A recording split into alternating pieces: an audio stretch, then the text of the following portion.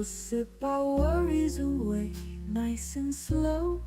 Your laughter ripples like sweet warm wine.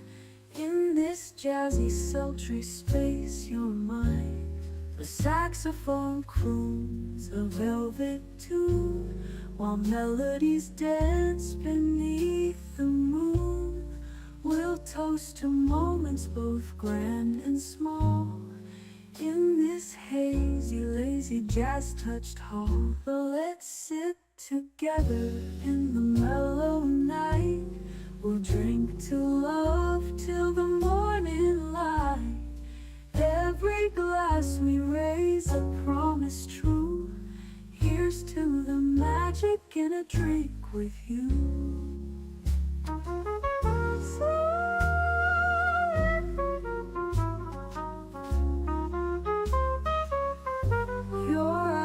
They sparkle with every click, sweet rendezvous over a simple drink. We'll share our secrets in whispers low, just you and me where the jazz flows slow. The world outside fades into the mist, but here it's our own dreamy tryst. With each sip our worries drift away. Let's stay together till the break of day. So let's sit together in the mellow night. We'll drink to love till the morning light. Every glass we raise a promise true. Here's to the magic in a drink with you.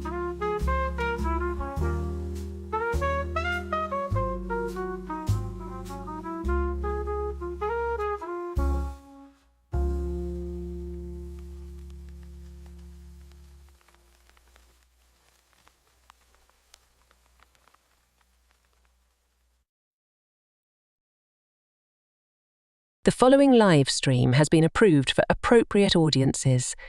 It may contain occasional strong language and may not be suitable for younger or more sensitive viewers. Viewer inebriation is advised, though not mandatory.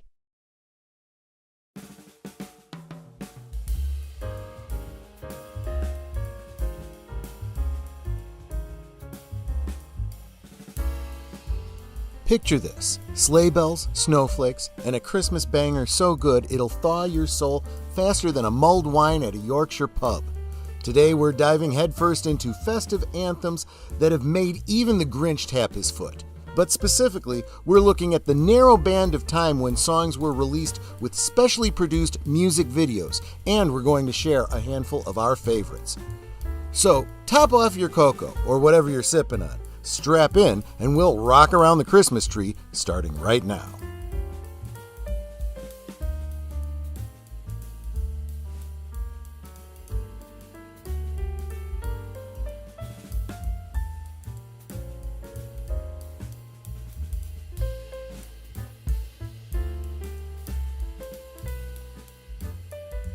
Last Call is streamed before a live audience.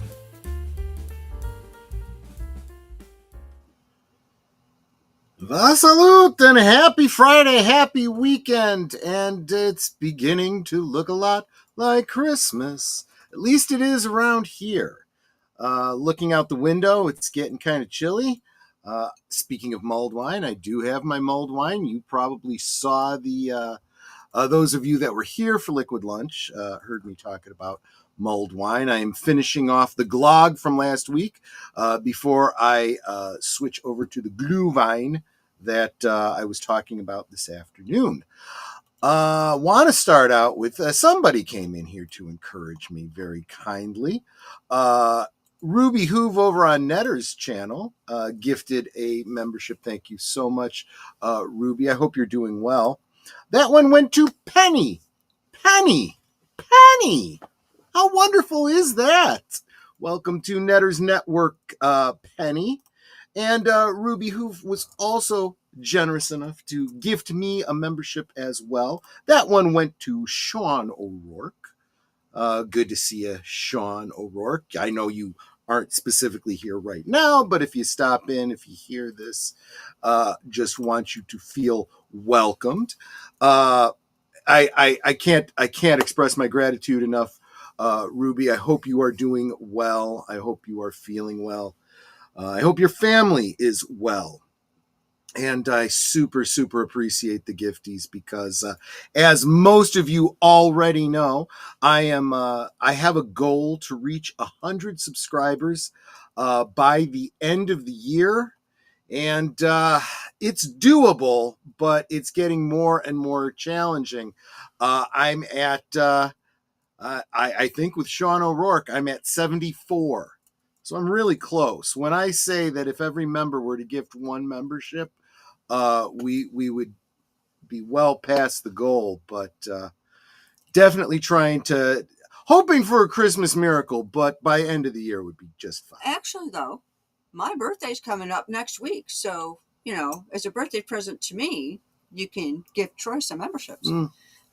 There's that as well, and we will be celebrating that next week as we do our karaoke stream next week as well. But before we do that, let us get that beautiful voice you just heard coming in through my microphone. Netter of Netters Network. My dear, how are you? What are you sipping on? And how are you doing? Well, first of all, hello, my love. Mm. Second, I'm doing okay. It seems like the laptop issues I've been having seem to be all fixed, and I've found most of the things that I need to do my job, so things are working out. I actually got work done today. And I am, of course, sipping on my Polar brand seltzer water black cherry, but I might actually indulge in some Mogan David. And Ruby Hoof says, can't stay migraine. Enjoy your evening. Thank Ruby, you so much, Ruby. Yeah. Put an ice pack on the back of your neck. It will really help to get rid of the migraine. Very true. And just make sure you stay hydrated. That's always the best defense against the headache goblins, for sure. And let's get old Saint Nick himself in here. Santa Claus on his John Deere. How you doing, Age of Boomer? What you sipping on? I got myself a little carton with a straw in it of Mott's 100% apple juice. Nice.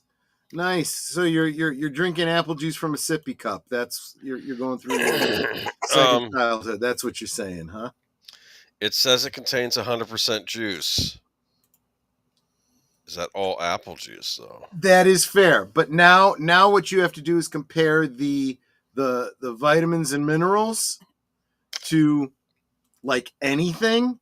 There's almost no nutritional value to apple juice. But if you compare the calories to Coca-Cola, they're almost exactly the same.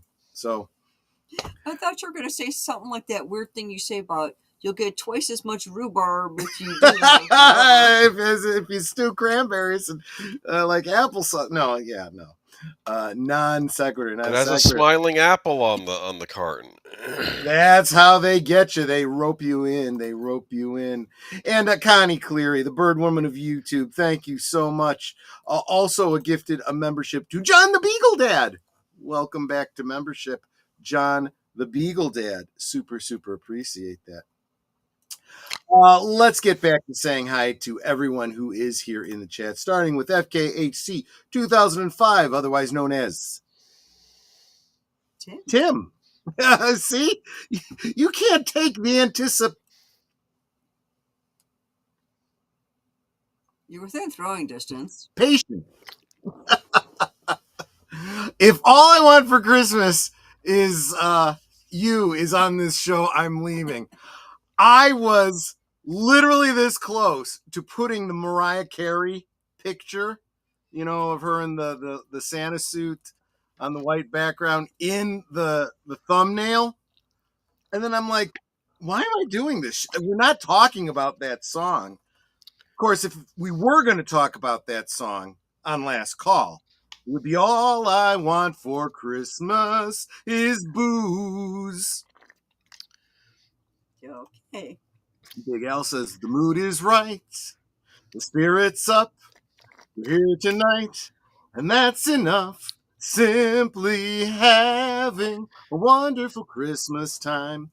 We'll be talking about that one for sure tonight. Have a great Hey, one, my friends. question. Yes. If Santa Claus drops your presents off, does he have a right to raid the fridge? That's a good question because usually you specifically leave out, brandy and cigarettes for Santa. Oh, wait a minute. Maybe it's not what everyone does. What was it again? Oh, yeah, cookies and eggnog. Sorry. But if Santa's lactose intolerant, then if maybe he wants some juice or something. No, what he needs to do is he needs to drink all the eggnog and all the milk. And by the end of Christmas, he'll get over his lactose intolerance. And if he wants a little bit of a boost, that gas ejection will just get him moving. I promise you. Welcome, Pleasant Valley Pickerkin 7681. I'm sorry, I wish I knew what the name was before the @ but YouTube sucks. You're doing a watch party? Play them? No, I am not. We're going to be talking about them. We're going to talk about why we love them so much. We're going to give you the history on each and every one of them. A lot of them have a great deal of behind the scenes type story that I think you're going to find very interesting. And I want to talk a little bit about some of the cultural impact, not about Mariah Carey. Okay. Not that one. All right. So there you go. But stay with us. It's going to be fun. I promise. And we'll drink, of course. And bless Tim, he says I'll be 39 again. I adore you. There you go. Yes. I'll be 39 with a few years experience. I won't say how many years experience. And I forgot to mention it in my monologue. I want to know what you all are sipping on. It's Friday. It's last call. What y'all sipping on? Let me know. Well, I could tell you that a few days ago, I was starting to get that scratchy throat because the weather's been really, really weird. Like super, super cold, then slightly warm, then super, super cold, then slightly warm. So I started getting a scratchy throat. And I had 2 cups of tea with my honey, lemon, ginger mixture. And my sore throat cleared right up. So it does work, people.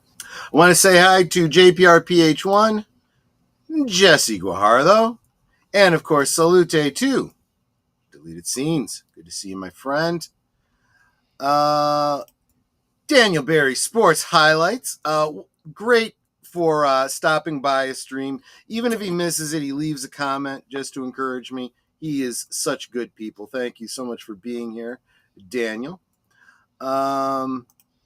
Troy Pacelli is here, that drunk bastard. Yes, of course. Like, share, subscribe, become a member, leave a comment, gift a membership. Trying to reach 100 members by the end of the year, 2,000 subscribers. Really, really trying. Really, really trying. Let's see here. So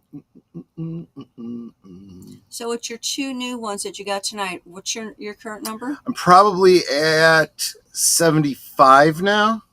Okay, so 25 more. I'm looking for 25 more in the next, 3 weeks? Yeah.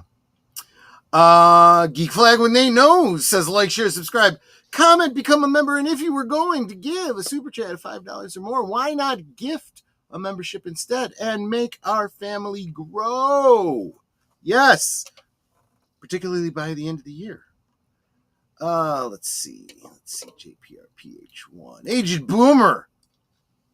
Yeah, just discussing that. Right. You are on mic. You can just talk to people. Who? You Me? goof. He was on my channel. I had to respond to him. Oh! I didn't realize he was on your channel. That's yes. Fair. That is fair. Guess what? What? I'm now a member again.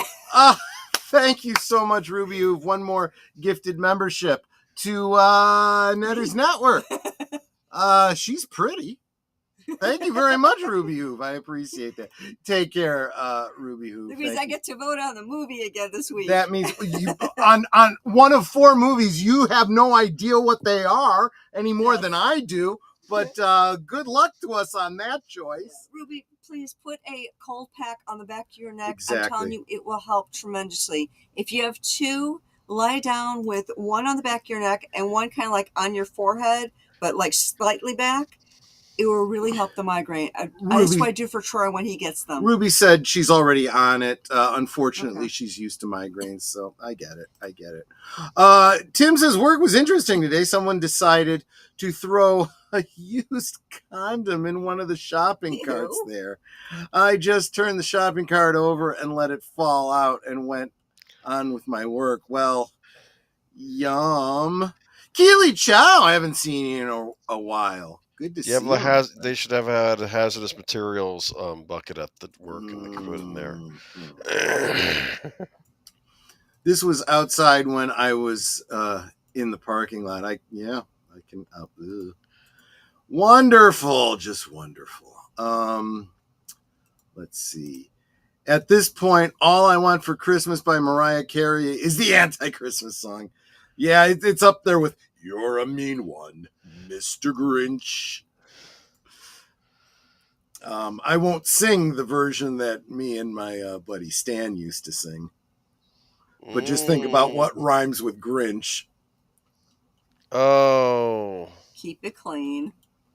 I will allude for those that get it. If you don't get it, then no harm, no foul. Hey, if Santa Claus brings me the G.I. Joe flag aircraft carrier, he can have anything in the fridge. Well, that is fair. That is fair, right? I'll tell you, I did not collect the 3 3/4 inch G.I. Joes, but when I saw that flag, I was pissed that we didn't get an Imperial Star Destroyer that size. I'm like, if they could do it, why not us? Santa Gary likes his drinks cold, and he prefers to go through the back door to leave it unlocked before you go to bed on Christmas Eve. Well, there you go. There you go. And he will absolutely raid that fridge of yours. Troy, I love the commercial where a kid leaves a plate of wings for Santa. I haven't seen that one. That sounds pretty cool. Jesse's drinking a soda. That's cool. The Peter Venkman fan site. Welcome. Good to see you. Christmas rapping with Curtis Blow. Dropped you guys a like. Thank you so much. And I also saw you shared out the stream. You always share out the stream. Whew, what's in this glog? My goodness. That's the wine from last week. Mm-hmm. Yeah. Did you warm it up last time too? Of course I did. I don't remember. Yes, I did. I'm eating a late dinner. Pad Thai. Oh, Netter loves Pad Thai.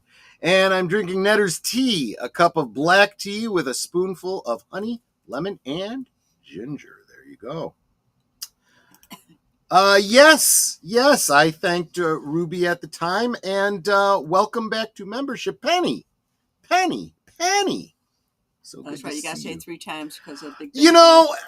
Culture does that, but it's more. For the same reason he does. It's the whole Big Bang thing. It's the OCD thing. And Connie is celebrating 13 months of membership. She was one of the founding members, so that tells me she's one of the founders. Yes, that tells me that I have been monetized for a little over a year now. Thank you for that little reminder, Connie. Founders did nothing wrong. Right. I got pain in my wrist and knees. I don't ever talk about the pain in my wrist. Don't want to get the jokes. Let's see. And Penny's saying hi to Troy, Netter, and a Boomer. Is that a hug emoji? Thank you so much, Penny.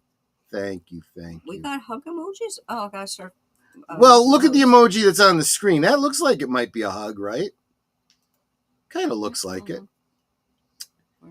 And I think that gets us caught up. So let us get to the topic at hand. I've got to bring up the presentation because Agent Boomer puts in all of this work, specifically on 12/5/25. He told us that in the liner notes there. Christmas music of years gone by. Yes. So But I like don't I know. said, in a very specific period of time.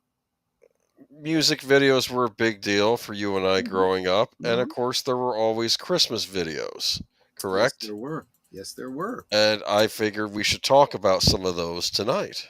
So I did mention throughout the week, those of you that were at Liquid Lunch at any time this week, I've probably talked about this, saying that when Boomer usually comes up with, this is why I Sometimes. call him, he is my designated driver, right? A hug is a Southern hey. Yeah, I dig it. Oh, Troy could tell you, I love hugs. Yeah, It is we're my huggy favorite too. thing. We're huggy too. When Troy gives me If a I hug, worked for Disney, I would have been fired. when Troy gives me a hug first thing in the morning, it's like that makes my day. And I tell him that's the best part of my day. And Nate says the arthritis in my knee today has been killing me. It seems like the colder it gets, the more it hurts. That actually is how it works, Nate, unfortunately. So definitely pull out that heating pad. That would be good for you. And if your stomach is okay and you don't have any bleeding ulcers, 2 aspirin a day. Seriously. And assuming you're not on blood thinners. But talk to your doctor. Your mileage may vary. But what was I going to say about? Oh yeah. So I was saying throughout the week that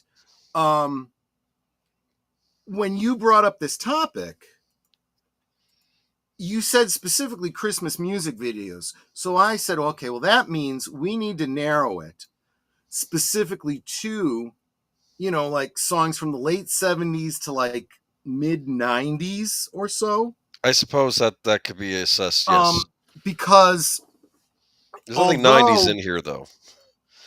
right, exactly. Well, we're old, so that's But if you think about any of your favorite Christmas songs, you could probably find a video for it right now on YouTube. However, that doesn't mean that it was ever played as a video on a video channel like Yes. MTV or VH1. They have been retroactively creating videos for older songs.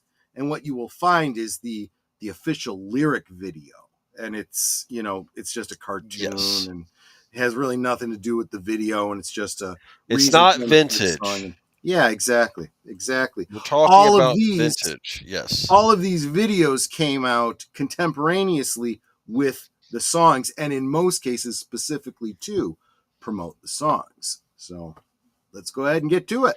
Okay, so we did have I guess I'm going to consider this. We have a rule with these music videos, and usually I do 3 and Troy does 3, and Troy was like, "Can I only do 3? And can I do more?" And I'm figuring, you know what? It's Christmas time, right? Let's give people what Well, they want.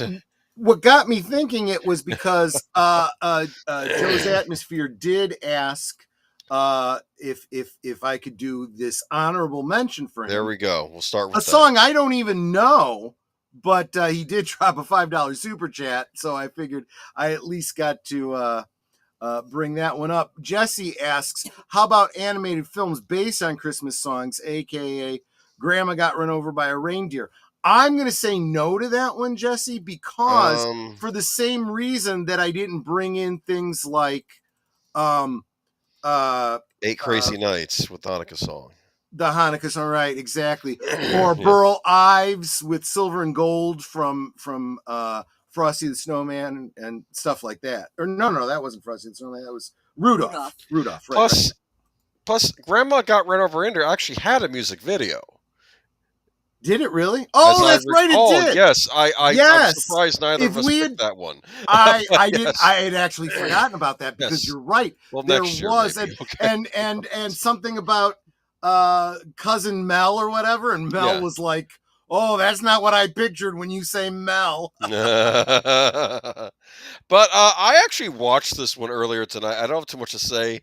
I was like, "What is this?" And I watched, and it's actually a really good little clip song. It's wait, take 2 aspirins. Nate laughs, but you know what? booze has been used throughout the ages for medicinal purposes, even into the 23rd century. Ask Leonard McCoy. Strictly for medicinal purposes. Of course. Yeah. So we have Billy Squire, Mm-hmm. as you can see. Do you know anything about this song? Christmas is a time to say I love you. I didn't do research on this this one. I didn't know it either, but I have to say it's a rather good song. You listened to it? Okay, yeah. Well, yeah, no, the whole thing is him doing the song, and like it's like 50 people behind him, all singing in unison with this song on MTV in the early '80s. I think it was '81. It was an MTV special, wasn't it? Yeah, it was on an MTV special, so I'm going to count it, and when you look over the studio, you saw the cameraman kind of dancing while he's moving the camera around. Do you understand? It's like everyone's into this song, and I think the sentiment is good. Christmas is a time to say I love you, right? So, that's what I did. But that's all. This is the honorable mention. Good. Check out the song. It's not bad. I might pick it up actually. Yeah, it's a good one. Okay, all right. I'll look into it. Fair enough. But now moving on to your first pick, you get an extra one because it's Christmas. Wonderful Christmas Time, Paul McCartney. Let me back up and find my notes on this one. Unfortunately for all of you, this one I have a where are my notes on this? I don't know. You know, I've heard this song so many times, and it just dawned on me. Oh, that's Paul McCartney from the Beatles and Wings. That's interestingly, yes, but but what's interesting about this was released the 16th of November of '79. So this may be one of the earliest videos we have. Yeah, the video's from '80. Yep.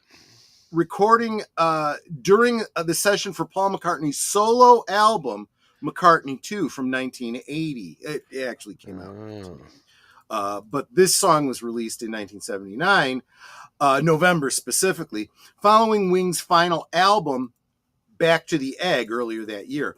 Wonderful Christmas Time was added as a bonus track on the 1993 CD reissue of Back to the Egg on the 2011 Special Edition and Deluxe Edition reissues of McCartney 2. A longer, unedited version was also included on the deluxe edition. The track was also mixed in 5.1 surround sound for inclusion on the 2007 DVD release, The McCartney Years. McCartney wrote and recorded the song entirely on his own during the session of his solo project, McCartney 2. Although the members of Wings are not on the recording, they do appear in the promotional music video, which was filmed at the Fountain Inn in Ashurst, West Sussex. It also includes footage filmed at the Hippodrome Theatre in Eastbourne. Wings performed the song during their 1979 tour of the UK. Wonderful Christmas Time continues to receive substantial annual festive airplay, although some music critics consider it to be one of McCartney's mediocre compositions. I know this is a hot take, but it is kind of simplistic. But boy, it's kitschy. It's just, I don't know. It's fun. I'm fine with. I have never been offended by this song. If I hear it on the radio, I will not turn the channel. It's fun. Well, it's better than "Do They Know It's Christmas Time at All." You know, I thought one of us would have picked that one, but we didn't anyway. No, but we will be talking about that on another song because it was up for first place against another song on our list. Love it or hate it, few songs within the McCartney oeuvre have provoked such strong reactions, including royalties from cover versions. It was estimated in 2010 that McCartney makes $400,000 a year from this song, which puts its cumulative earnings at over $15 million. Yes. How cool is that? Yeah, that was to quote another YouTuber.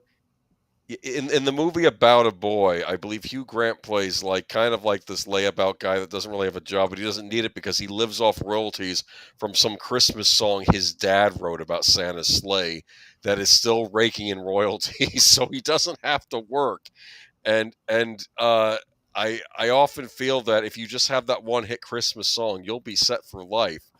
But sometimes that doesn't always work out. For instance, in the movie On Her Majesty's Secret Service, Oh yeah, there's a Christmas song in that never went anywhere beyond that movie because it's not very good. true, true, true. It's on my CD of it though. And The song itself isn't very good because I love that movie, and it's not terrible, but it's like, I know. It's also one of my do you know where favorite James Christmas Bond trees themes. come from, or it's something like that, or made from? It's kind of just no. But it's Can that Louis Armstrong song then be considered a Christmas song? what song? We have all the time in the world, No. time enough for. What does that have to do with Christmas? I don't know, but it's from On Her Majesty's Secret Yeah, but On Her Service. Majesty's Secret Service has a part. That It's a takes Christmas place movie, right? Yes, It's but got is that Christmas song in it. played at any point during a Christmas scene in that movie? I do not think it is. I think it is played during the summer romance. It's a Christmas movie now. It's the only it's James not. Bond Christmas movie. Well, no, wait a minute. What's the one with Roger Moore skiing? Is that a Christmas movie? No. Probably not. You're thinking of, what is it? For Your Eyes Only. For your Maybe it takes eyes place only. at Christmas time. World is Not Enough makes more sense as a Christmas movie because the whole movie takes place around that time. But I know Michael French is not a fan. Is that a Craig film? It is a Pierce Brosnan. Oh, okay. The Bond you never watched anyway. Just okay. Just my No. childhood, I but watched no. Pierce All Brosnan. right. I never watched Tim Timothy Dalton. Yeah. Not Yeah. not big Timothy Dalton fans. It's funny. I'm more of a fan of Which the would second also Dalton put us at movie odds than with the Michael first one. French. Oh Yes. yeah. I think it is whoever your first Bond is. That's your Bond, and you don't like people smirching them. Let's bring this back to the topic at hand. Because Yeah. sometimes the best things are simple. I think he's talking about me. No. He's talking about the song. Look, if you listen to the way the song is composed, the lyrics and the music are very simple. It's the kind of song I could have written. That doesn't mean I'm as good as Paul McCartney. That just means Paul McCartney wasn't bringing his A game on this one. Just saying. Here's what I think, though. I think this is very early 80s. This is kind of at the beginning of a lot of the electronic music we were starting to get. And Yeah. what And he can was be done playing around electronic. with stuff, I think. And I think as something that makes me feel nostalgic for the 80s, that's why this one hits me all the time. And like I said, it doesn't offend me, so I will leave it on when it plays. And I think it's good spirited. Do you understand? Agreed. I think it's in keeping with the season, and I think it's fine. I get why people don't think it's McCartney's best, but by the way, is that one of those crowns the British wear at Christmas time? Those Yeah, so that's probably a crown that came from a Christmas cracker. right? Oh, yeah, It's absolutely. very it is. traditional. Yes. Very traditional. When we had a world market near us, we used to get Christmas crackers, and now the world market has closed up, and I don't want to drive as far as I would have to go to get to the world market. That's too bad. And I could order a half dozen to a dozen Christmas crackers on Amazon, but I don't want to. I'll say this for the video too. When you watch the video, I feel like everyone's in on it. In fact, was Linda McCartney there with him? I believe singing along.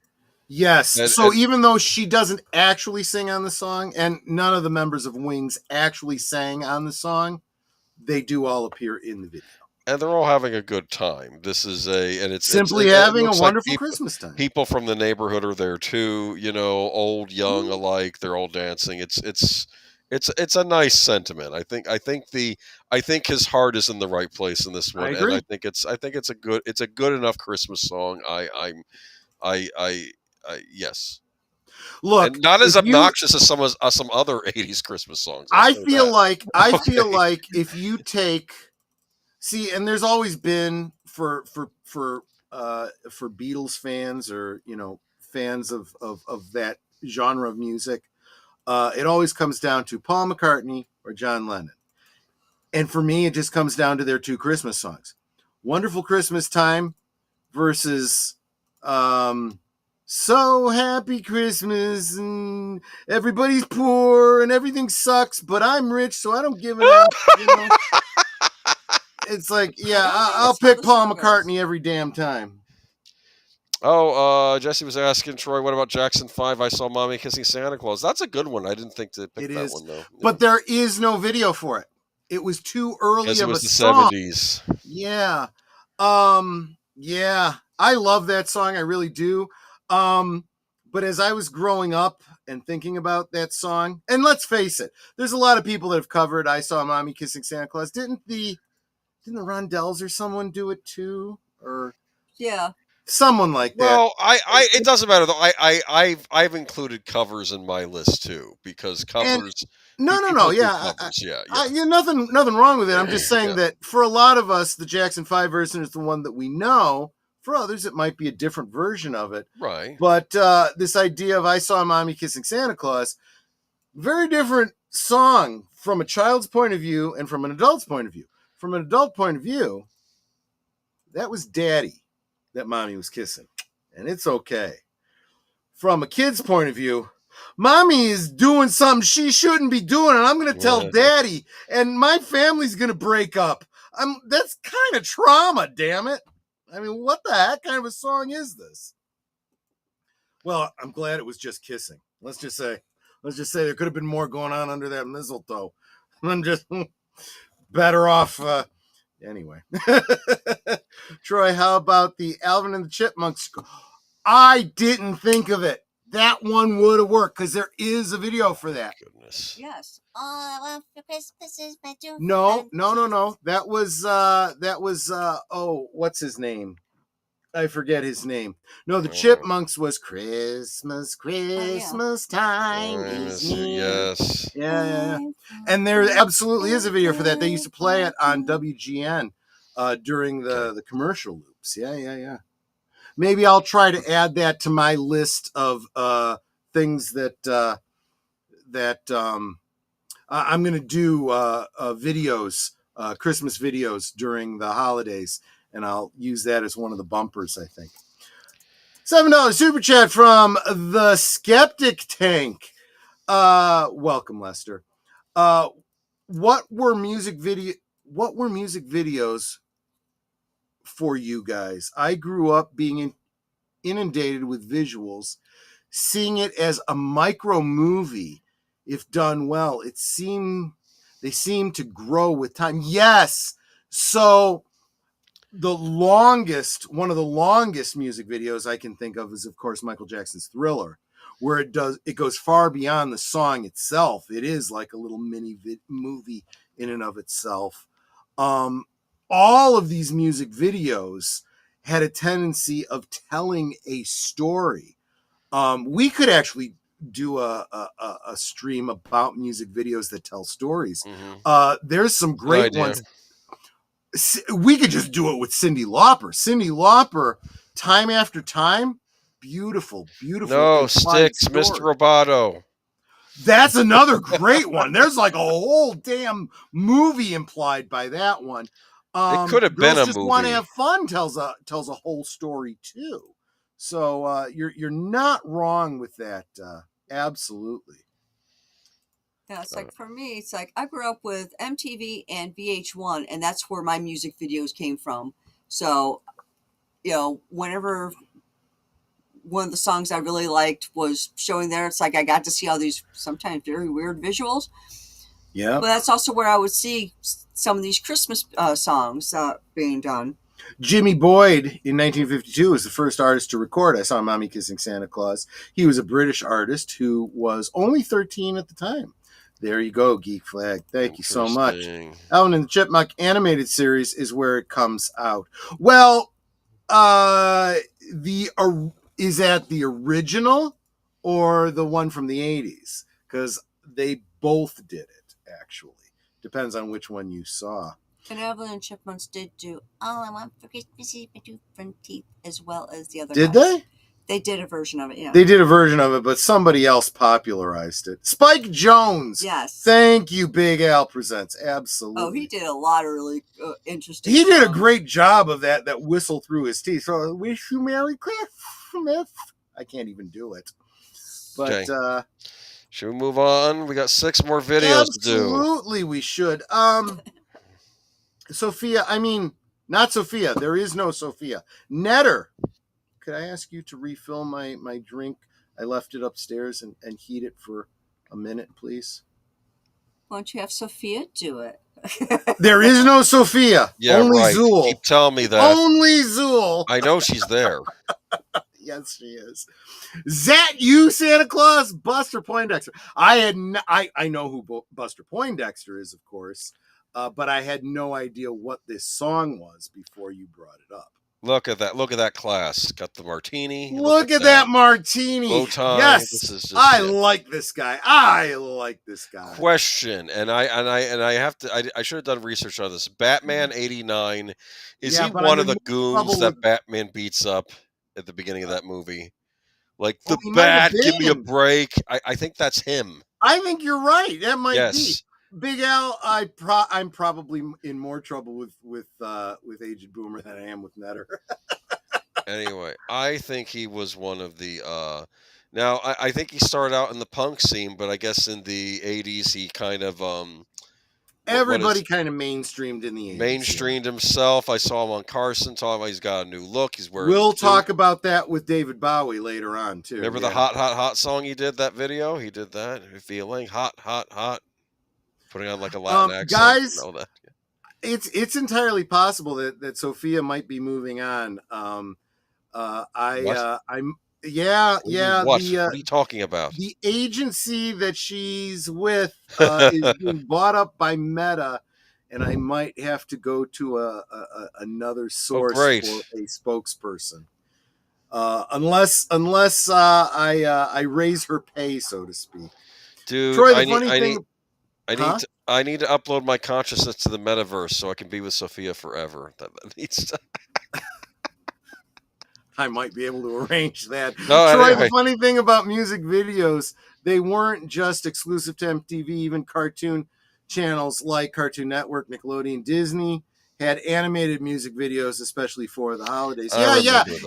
Back in the days of the Disney Channel, before there was a Disney Plus, there were music videos for all of their, oh gosh, what was the gal's name?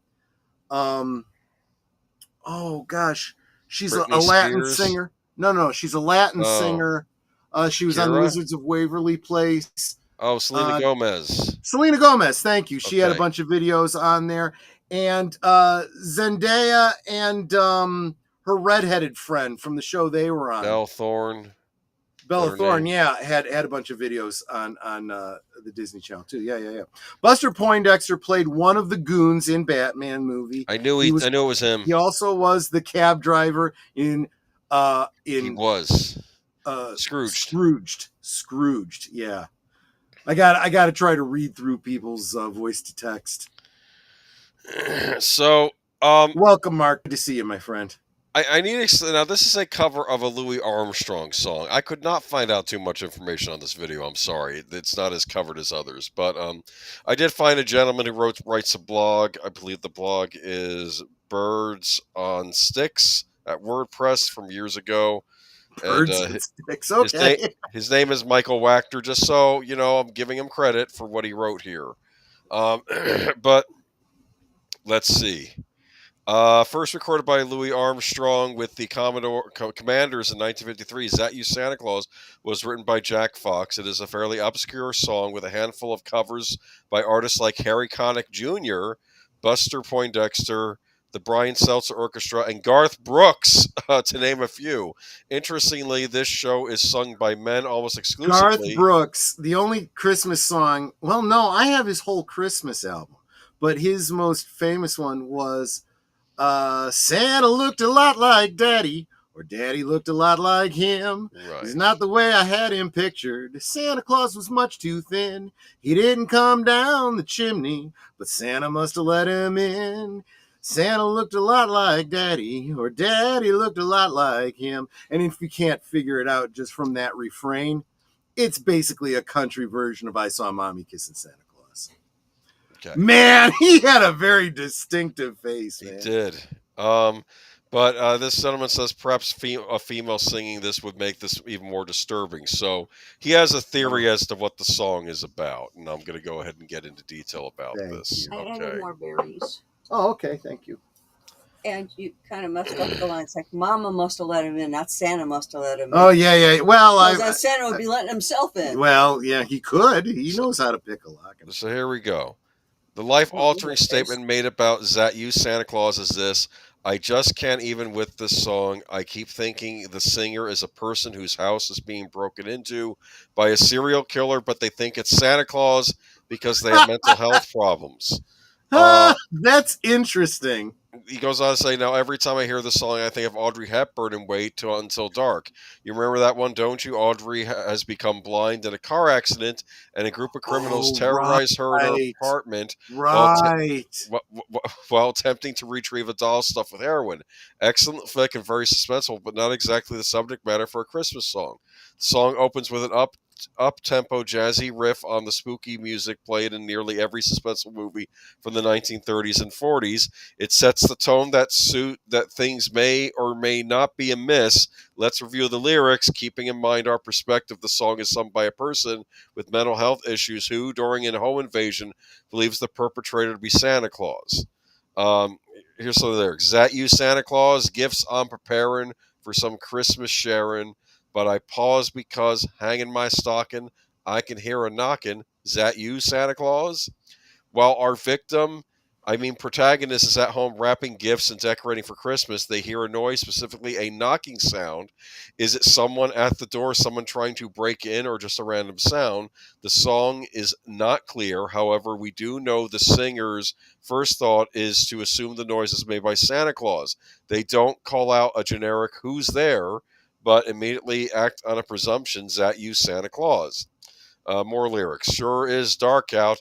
Ain't the slightest spark out. Pardon my clacking jaws. Oh, who there? Who is it?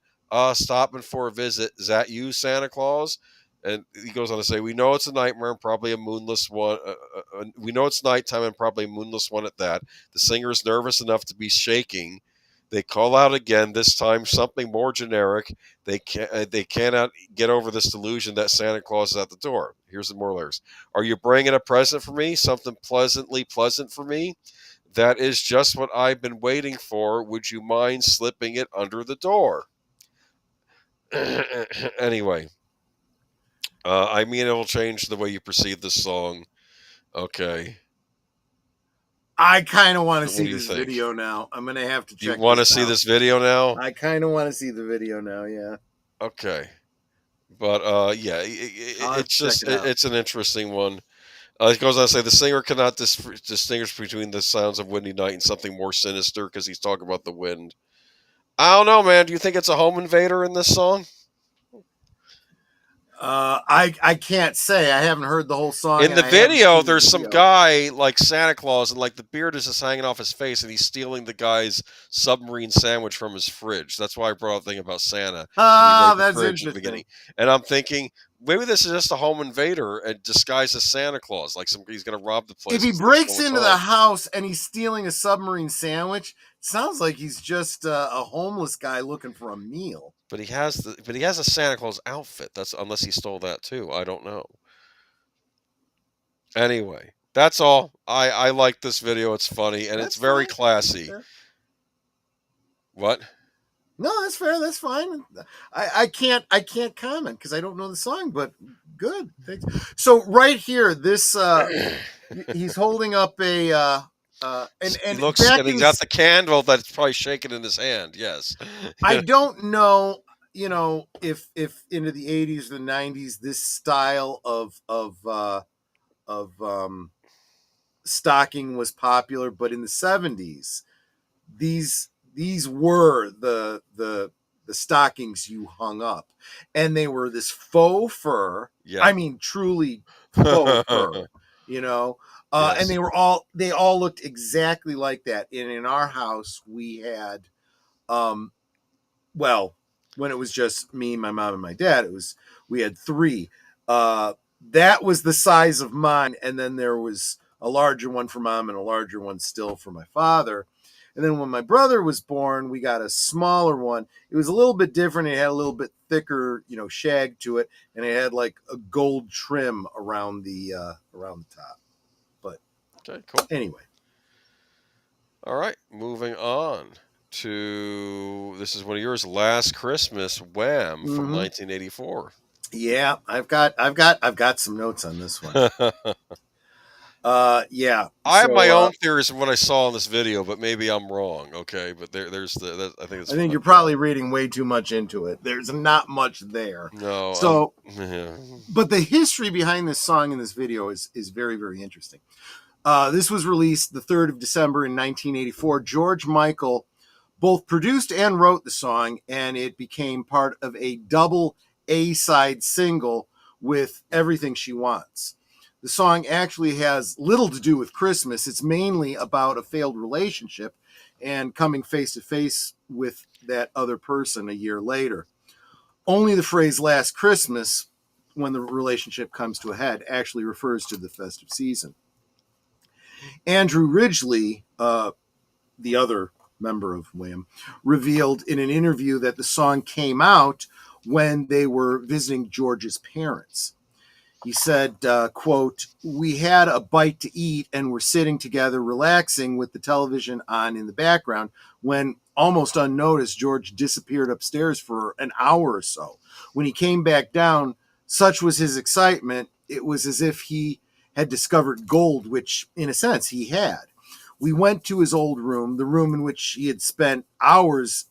We had spent hours as kids recording pastiches of radio shows and jingles, the room where he kept his keyboard and something on which to record his sparks of inspiration. And he played me the introduction to the beginning wistful chorus melody to Last Christmas. It was a moment of wonder.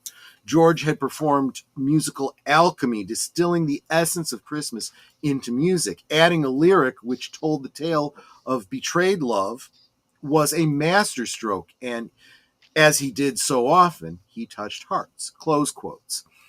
The iconic video sees George and Andrew join their girlfriends to see friends at a ski resort. Some scenes were filmed at Saas-Fee, Switzerland. Andrew is dating a girl, model Kathy Hill, who was previously with George, and the song is aimed at her. A flashback shows George giving her a brooch, while in the present day, Andrew is now wearing it. How dare she? The video features cameos from the duo's backing singers, Pepsi and Cheryl Lee. It was said for many years that it also had a brief appearance from Spandau Ballet bassist Martin Kemp, the boyfriend and future husband of Cheryl Lee Holloman. However, Martin later confirmed in 2022 that this was not true. Originally, the Christmas number one battle in 1984 looked to be between Wham and Frankie Goes to Hollywood with the Power of Love. However, the Band-Aid project Do They Know It's Christmas came out, meaning that Wham had to settle for second place that year. George also took part in Band-Aid. Wham donated all of their Last Christmas, Everything She Wants royalties to the Ethiopian famine. For 36 years, it was the best-selling UK single ever to not hit the top, with over 2 million copies sold. In 2017, it reached number 2, equaling its highest peak, after George Michael fans began campaigning for it to get the Christmas number 1 in tribute of the singer after his death on Christmas Day 2016. It finally reached number 1 in 2021, thanks to heavy Christmas Day streams and downloads in the final weeks of 2020. Wham overtook Lad Baby and Mariah Carey to grab the number 1 single, 36 years in the waiting, and then repeated the feat in December of 22. A 60-minute TV documentary about the story of Last Christmas aired on BBC Two and BBC iPlayer in December of 24 to mark the 40th anniversary. Damn, we're old. And its release. It features Ridgeley Shirley, Pepsi, and other close friends from the original music video, and revisits Sasfi in Switzerland. Look who's in the house. Jonas J. Campbell. I'm gonna take a break because Netter got up and pointed at the big screen. So it's a Christmas song. Is the same in the same way that Die Hard is a Christmas movie. Damn it. Listen, I hate to tell you this. This strikes me as a Christmas song for people that get lonely around the holidays. There is that element That to depression, it, right? they It say does depression sometimes is the worst around the holidays for because people who've lost family or maybe lost a loved one. And I think that's what I feel with this song. That's what this guy is I contemplating famously bad had a things. debate. I Yeah. famously had a debate with Big Al about Die Hard not being a Christmas song, Christmas movie. I took the side that said it was. Got really heated, but I really had no stake in it. It was all a bit. But the audience was like, "Oh no, mommy and daddy are fighting." And we were laughing after the stream ended. Like, they really took it seriously. He's like, "Yeah, that was fun." Never really felt very strongly about it, but just today, sorry, Jonas, you might convince me back the other way. But I was listening to Culture Casino this morning, and he had some really good arguments about it. And what I think I might do, I may do a fan edit of Die Hard and take out all references to Christmas and see how long the movie actually is. I think that'll tell us if it's actually a Christmas movie or not. But there you go. Thank you so much for being here, Jonas J. Campbell. Look, I'm hoping that you'll be at MegaCon again this year. I'm hoping to see you again. Really looking forward to it. It's all right, man. He's very convinced it's a Christmas movie and he can enjoy it. I thought for sure you were going to say he's very convinced it's a Christmas movie and he's okay to be wrong. Troy, I'm surprised Elvis' Blue Christmas isn't on the list. It's because there is no video for it. In fact, okay, as long as I'm on a tangent here anyway, I'm going to take a pause and talk about that. As I was looking up Christmas videos, I saw the Blue Christmas video and I'm like, no. And I clicked on it and it was footage of him singing Blue Christmas from his comeback tour. And I was like, this is pretty cool. And then I read the title and it said Elvis Presley and who was it? It was it was a female country singer. I want to say it was it wasn't Faith Hill. It was, I forget who it was. And I'm like, that's not possible. She's not old enough. I'm like, and I don't think there were any children in the audience, but it wasn't beyond the realm of possibility that Elvis would, have a child up on stage, maybe sing a song with a child. So I was like, how weird would that be if a modern country singer had once sung this song with Elvis? And I'm playing it. Turns out, no, it was just like an AI thing. Not AI, but CG. Kind of like Forrest Gump. Where they insert. I'm like, oh, that's cheap. No, not going to do that one. So there you go. The movie would only be 8 minutes shorter. No, I think there's a lot more to it than that. Literally, you would lose the whole party. You would lose, ho, ho, ho, now I have a gun. You'd lose a lot of stuff from that movie. Troy, Die Hard starts off with a Christmas song. That's right, it does. Wait a minute. I got to do this. Not a Christmas movie. Is a Christmas movie. You guys can find it out amongst yourself, guys. Speaking of which, we're going to be we're going to be doing a movie on Monday, which may or may not be a Christmas movie, right? Exactly. I haven't looked to see which one it is. Hold on, let me finish talking about Wham here. And by the way, as Deadpool says, it's Wham. Wham. Yes. Because it's got that exclamation point. All my notes actually have Wham exclamation point. Even if it's the first word in the sentence. For 36, okay, yeah, I did mention that.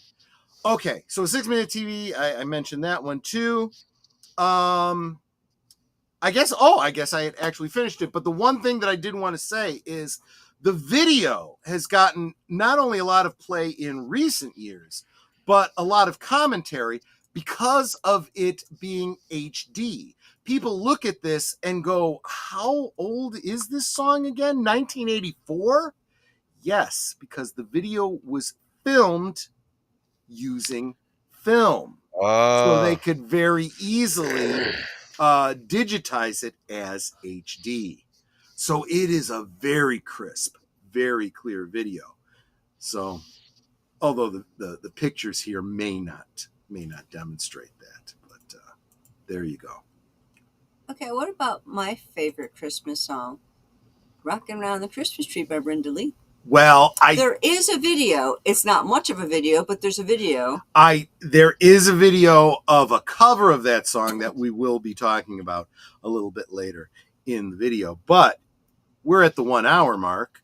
Commercials. I want you guys to know what's coming up, especially since Boomer just brought up the Monday night movie. I'm excited. Let's talk about that. Find out about it. Here it comes. Be back in just under 3 minutes. You are watching Last Call, streaming every Friday night at 9 Central, 10 Eastern. Come on in, pull up a chair, and have a drink with us.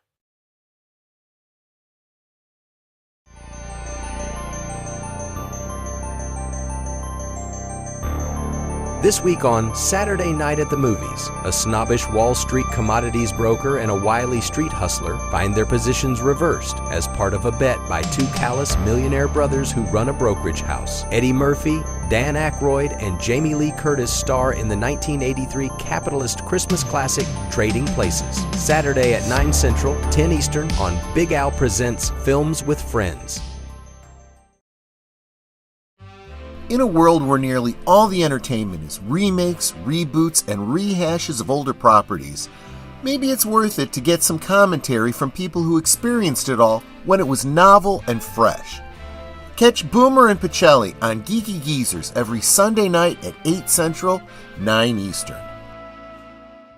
Every Monday night is Members Night at the Movies on Last Call. Members enjoy an exclusive watch party just for them, and you can join too for as little as $1.99 a month. This week, there is a poll posted on the community tab for members to choose between 4 sort of Christmas movies: The Hand, P2, Rabid, and Wild Card. Go now and select your choice. And if you're not a member, please consider it. It really helps support what we do here at Last Call. Thanks.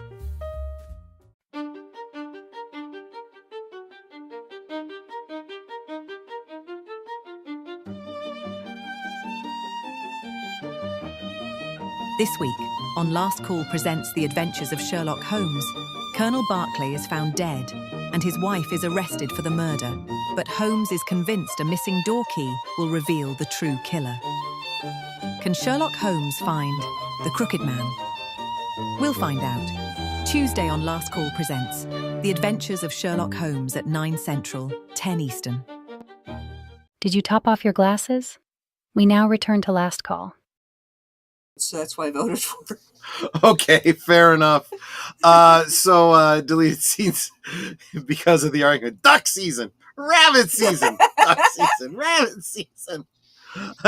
Curtis says, I love her. I mean, hi, folks. Yep, so now... You guys will be so disappointed if I have to change agencies and I have to get a new spokesgirl. Well, I know that one of the voices you were listening to was pretty close to her. Well, if I got to replace her, I got to replace her. We'll see. We'll see. Yeah. So how is the movies going now that I voted? Does Jingle Bell Rock? I don't know. I don't know of a video for Jingle Bell Rock. I do like the song. Sophia Boomer's got the hots for a girl named Sophia, but what he doesn't see is that she doesn't belong to the Sophia.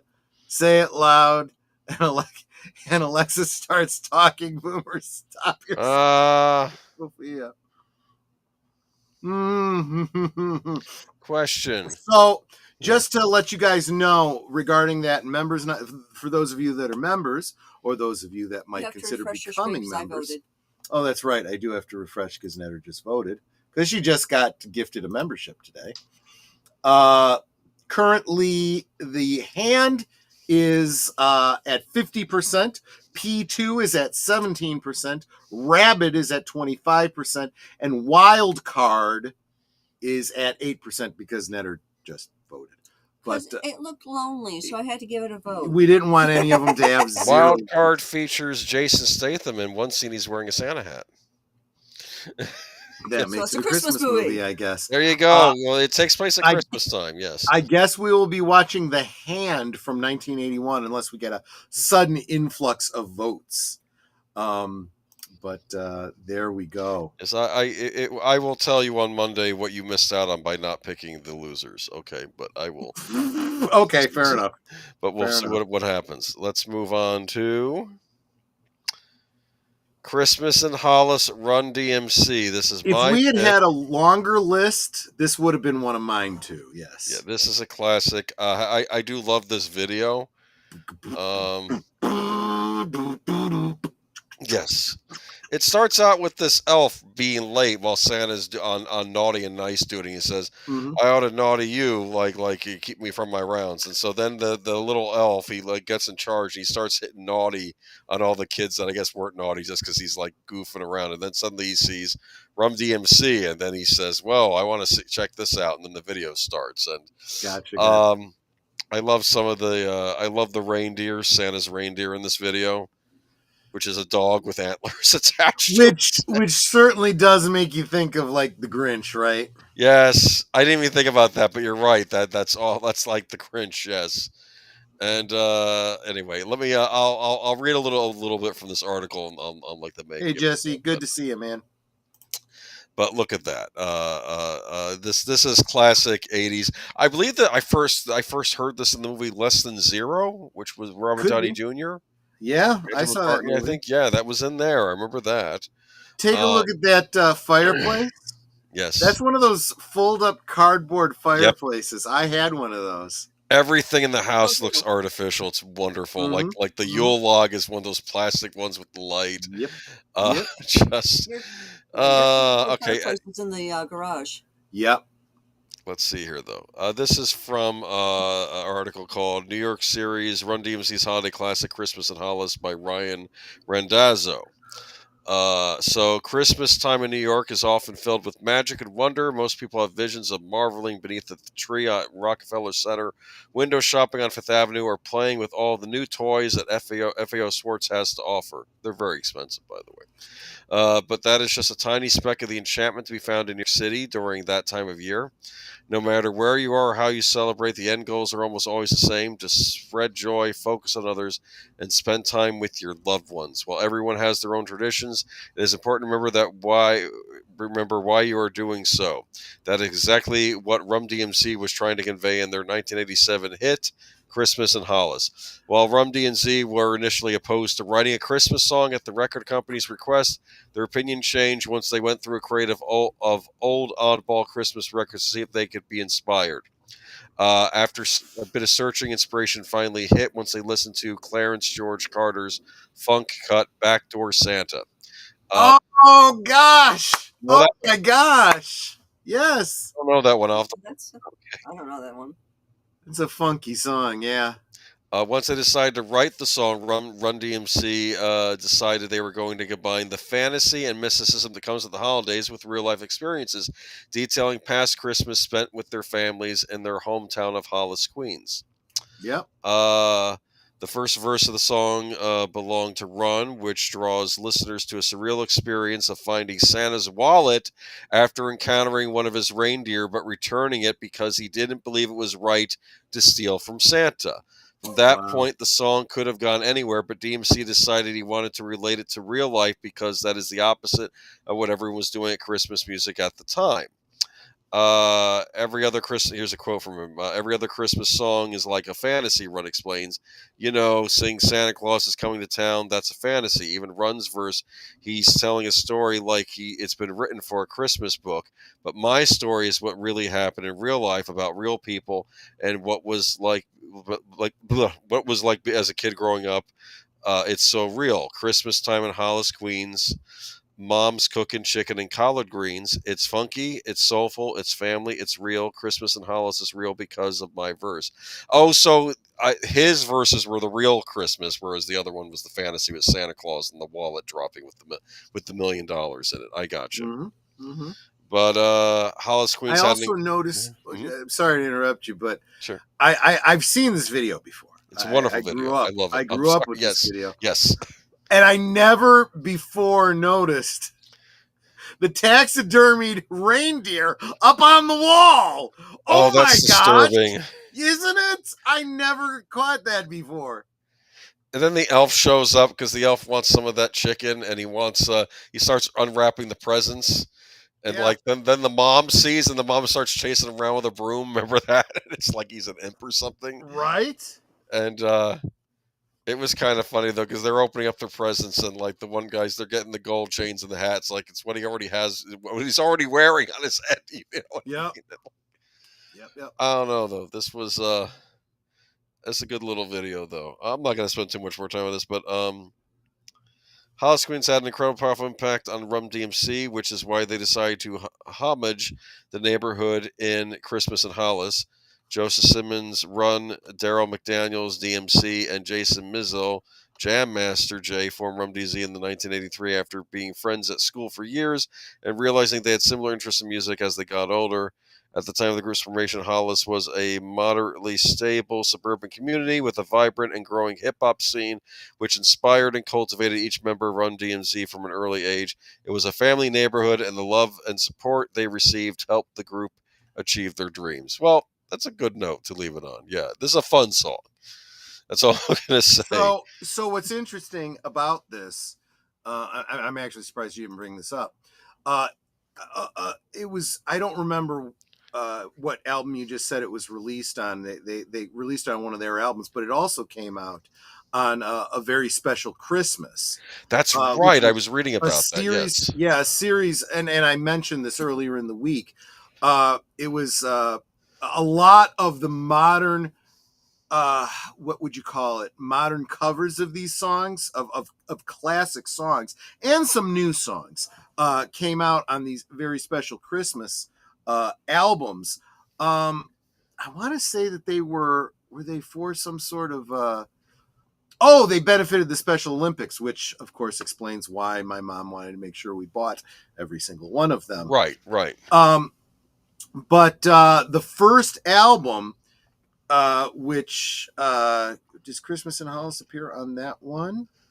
Yes. No. Wait a minute. Yes. Christmas in Hollis was the 8th track on the album. It included songs that you will probably remember and probably also had videos that we probably could have drawn from. Santa Claus is Coming to Town by the Pointer Sisters. Right. Winter Wonderland by the Eurythmics. Do You Hear What I Hear by Whitney Houston. Merry Christmas Baby by Bruce Springsteen and the E Street Band. Have Yourself a Merry Little Christmas by the Pretenders. I Saw Mommy Kissing Santa Claus by John Cougar.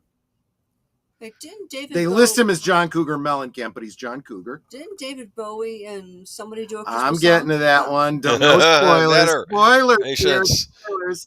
I Saw Mommy Kissing Santa Claus, John Cougar.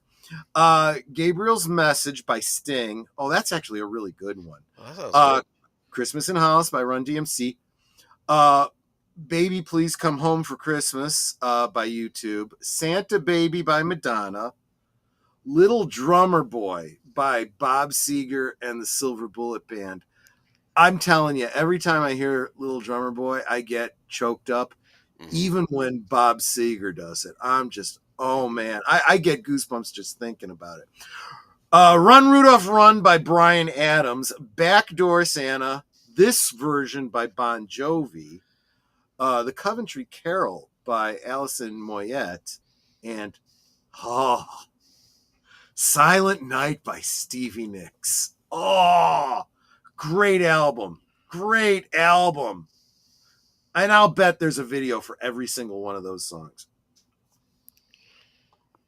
It probably is. Welcome, Tim Hayes. Good to see you, my friend. Good to see you. Kelly Ripa's. This is Kelly Ripa's favorite song. There you go. Okay, fair enough. And I know Big L's a big Kelly Ripa. She'll always be Tinkerbell to me.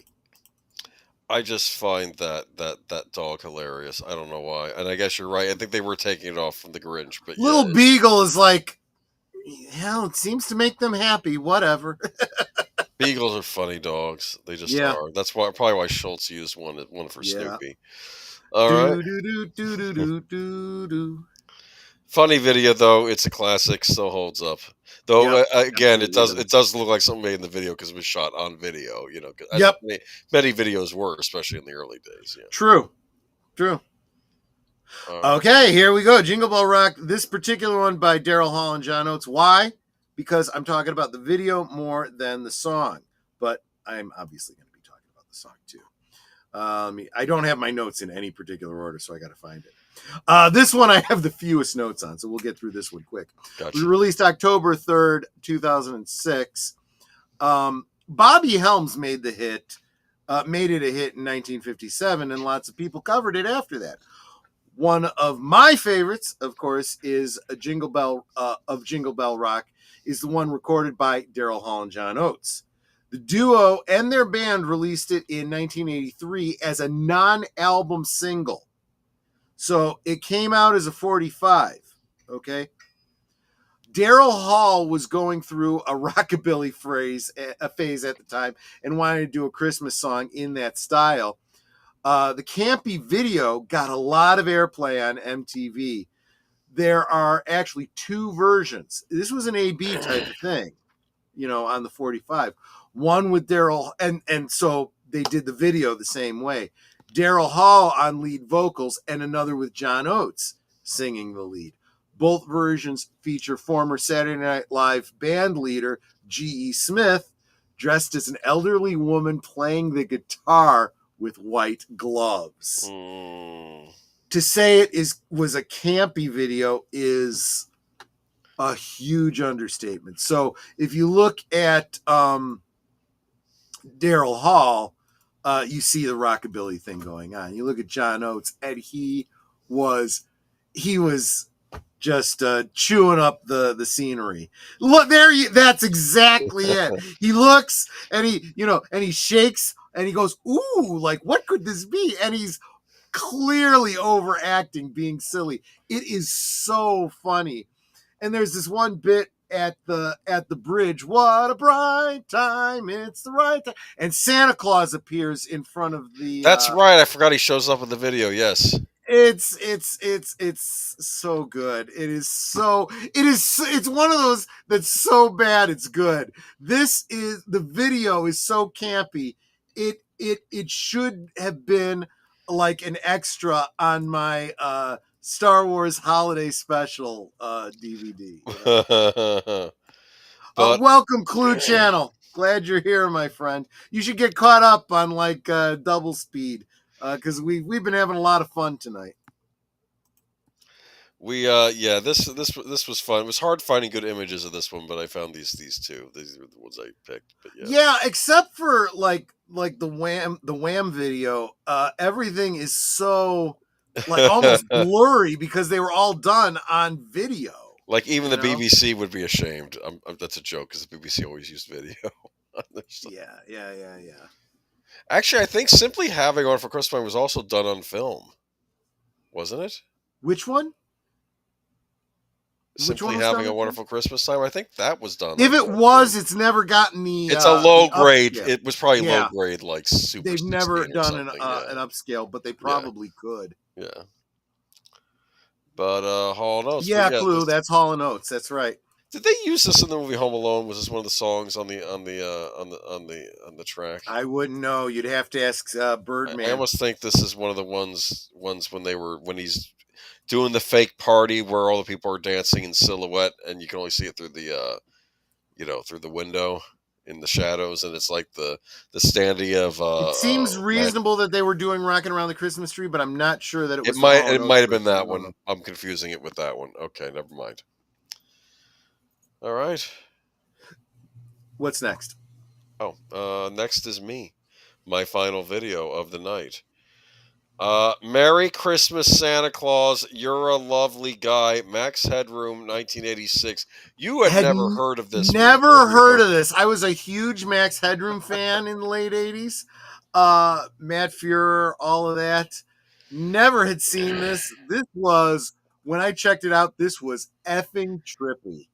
Now, maybe you need to give a primer for the kids. What is Max Headroom? He's an AI, correct? Okay. Artificial intelligence. Yes. That's why he So looks like he does. Yes. keeping in mind that this was before computer graphics, this was the height of computer graphics. Okay, if you ever have seen the video "Money for Nothing" by Dire Straits, they use the exact same software But that was used. Here's what I'm confused about, and maybe you can explain it to me.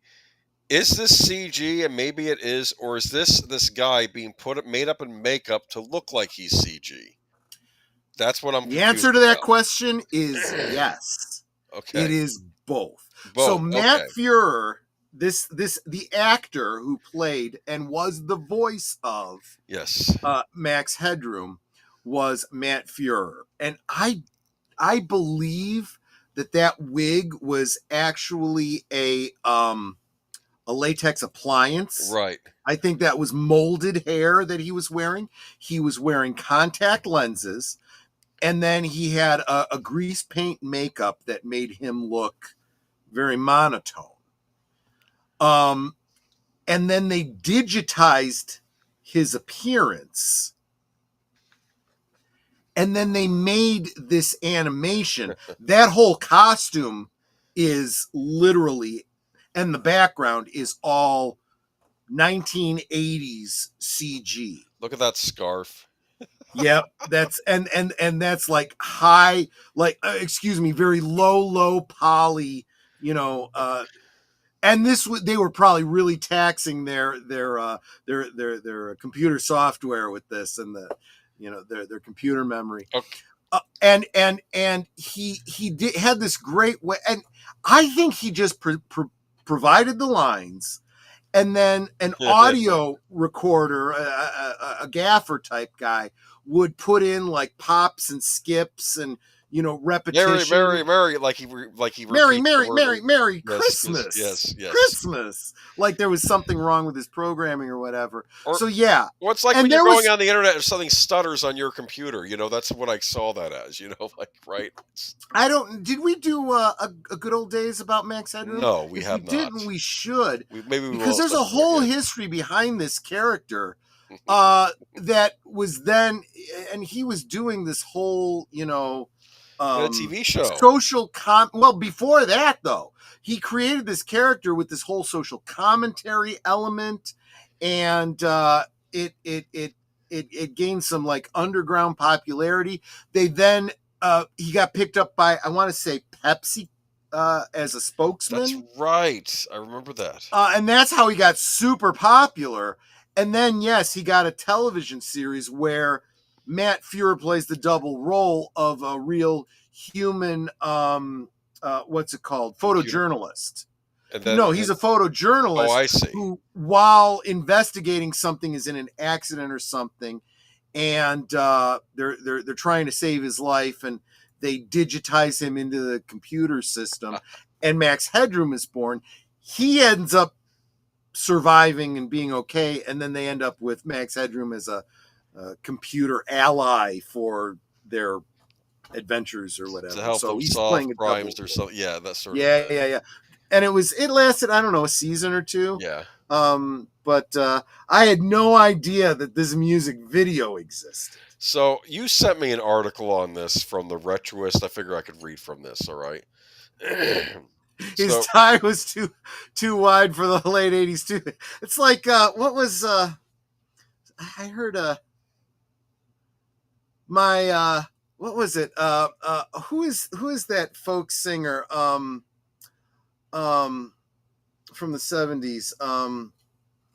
There are a lot. Oh, damn. Anyway, no, I'm too drunk to remember. Never mind. There was a joke about tie being too wide, but anyway, All never right. mind. So let me Never go mind. ahead. I'll just read from the article you sent me. But welcome, Pit Snipe Husker. Good to see you. Some songs get released and are quickly forgotten. That's a shame when hold on. I actually got paper in front of me. When they should become a holiday classic. In 1986, a song by Max Headroom, Merry Christmas Santa Claus, parentheses, You're a Lovely Guy, was released and unfortunately, I guess, did not take the world by storm. Let's assume it isn't because of the quality. I admit that it is a bit questionable. Not that maybe it's too late. Max made his splash in 1984 and really peaked in popularity from 1985 to 1986. So while I'm sure the song was recorded in 1986, by the winter momentum had petered out. It was released as a single on Chrysalis Records with the B-side, Give Me Shade. Sorry, I can't read the rest of that. Was more of a country-esque song. While both songs can be found on the album Merry Christmas Santa Claus, You're a Lovely Guy, has been posted online in decent video and recorded form. Oh, Give Me Shades. Okay, and other songs have posted online, but only as rips from the Max Headroom Christmas show. Let me see here, though. See, I didn't know he had a whole Christmas show. That was... Well, I think we missed out on something. Was this on MTV? Because he would show up on MTV, right? Well, and this is the thing to keep in mind. When cable was a thing, we talk about cable all the time. That meant you had like dozens of channels. You think it's hard keeping up with YouTube channels when you can literally go and say, oh, what does Troy have out this week? Oh, I can catch up on all of his liquid lunches, on Saturday. Like that. Whatever. There was no on demand. You literally had this gatefold type of schedule for the day with a grid of everything that was on, and you decided what you were going to watch, and you started with HBO, whatever movie was showing boobies, and then you planned everything else around that. That's how it went, right guys? With me it was guys. With me, it was Doctor Who. I'm assuming that most of the girls that I'm talking to weren't looking at boobies. They could just go and look in the mirror if they wanted to see boobies. Sorry, what were you saying, Boomer?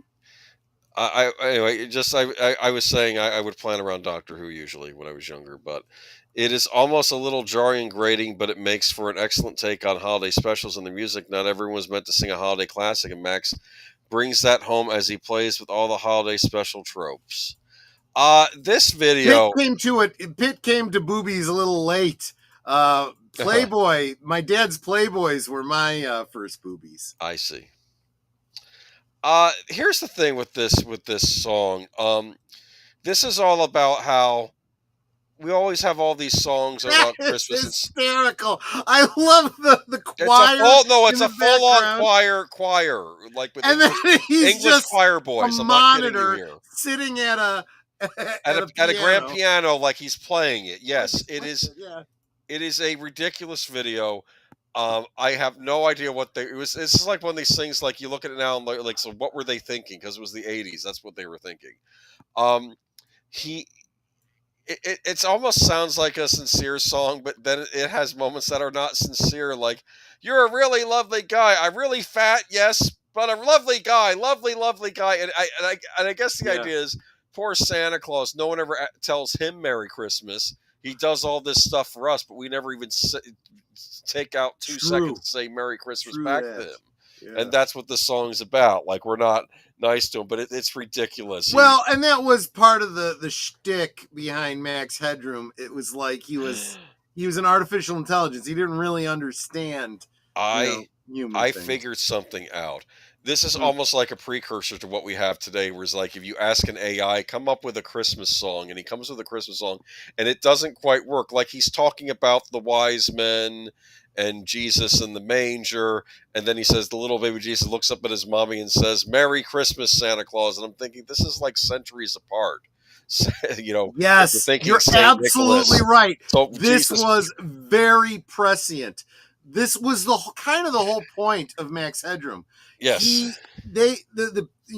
Matt Fuhrer and the people behind Max Headroom absolutely understood what was going to happen with AI, and we literally see it coming true now. Yes. Unfortunately, yes, because that's what this is like. This is like if an AI wrote a Christmas song, Hold on a trying to be second. sincere but not really, and it's Joe's Atmosphere, you're late.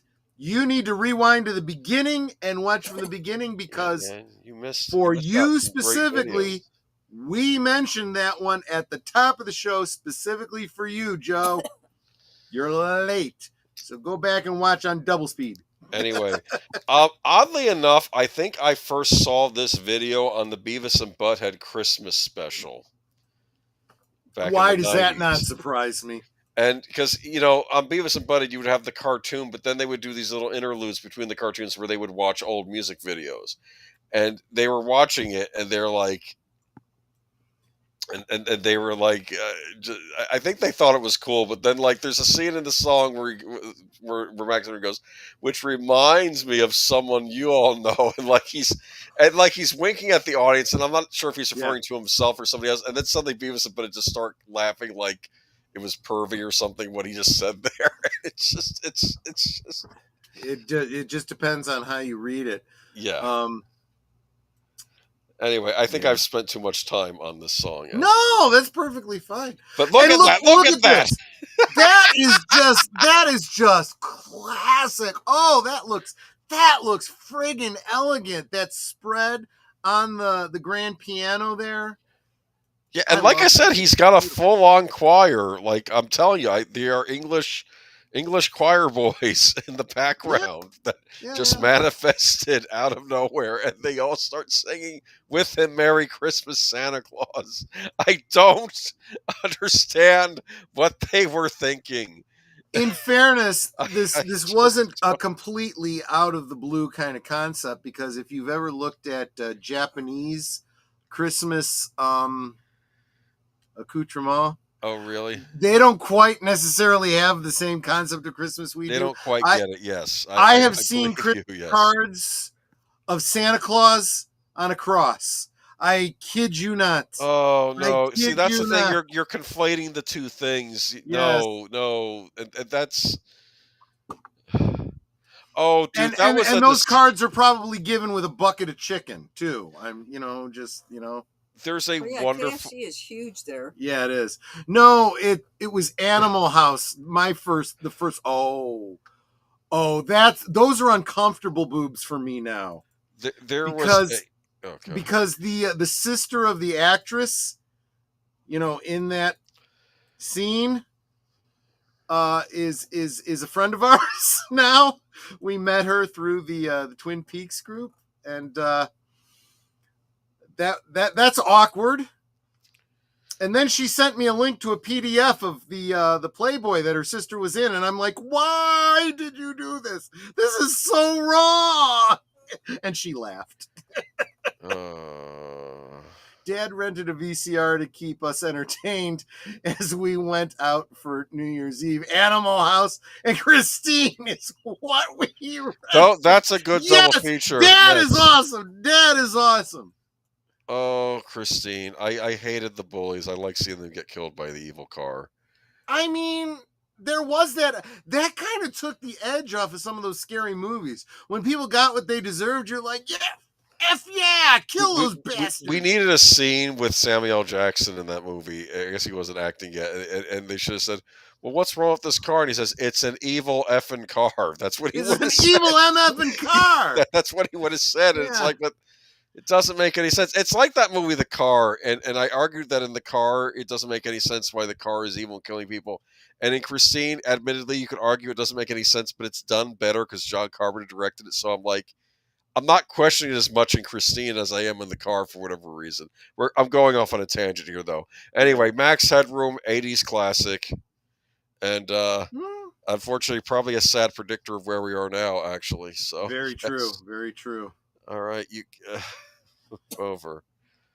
Now we're going back to the Okay, late this is 70s, but yeah. probably the one I have the most notes on, unfortunately. So just bear with me on this one. This was this is a moment. I'll say This this is one, a moment. this one is weird because it was recorded the 11th of September of 77. It wasn't released until the 27th of November of 82.